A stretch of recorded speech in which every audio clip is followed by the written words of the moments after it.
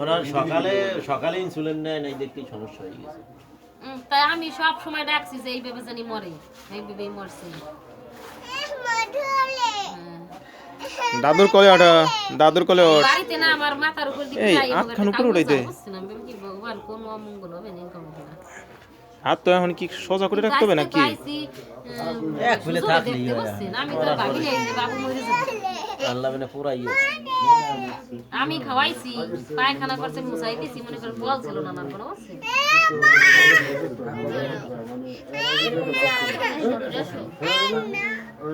হ্যাঁ হ্যাঁ ওই সময় আজকে বড়া পূর্ণিমা আরো বুনবা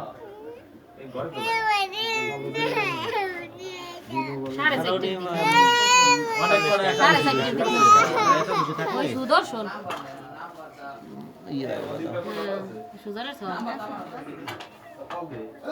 দাদু মরে গেছে হানে দাদু কবে না আরে হে বলদি কোন ওই দেখ ওই মুখ দেখ তুই মুহে ডললে পায় ডললে মরার পরে কি বাবুর তো অ্যাক্সিডেন্টে মোটবা মারদলাই বাবু করছে ও কই শুধু কই বিন্নে লাইছিল অর্ধেক কথা গেছে ওকে আবার আইছি মশাটা কয়লি আনতালি না তো মাশায় যে শাশুড়ি এবার এই বড় শাশুড়ি বাড়ি নে গতল ছড়ারে মুখে কামড়িয়ে কি যেন আছে হ্যাঁ এটা কয়লো রোডে না এই এদিক শুধু কি ঘরে আছে দেখ পূর্ণিমার একবার আগুলো যায় না দেখ বাবা ঘরে আছে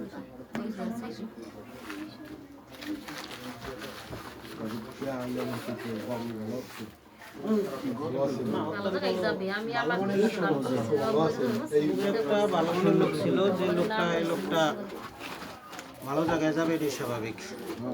রাস্তাঘাটে দাদা সবার সাথে সুন্দর পরিবেশে তারপর যে কোনো অনুষ্ঠানে উনি অংশগ্রহণ করছেন, যে কোনো অনুষ্ঠানে অনুষ্ঠানে উপস্থাপন কথাবার্তা বলছে, এই করছে, সব দিক দিয়ে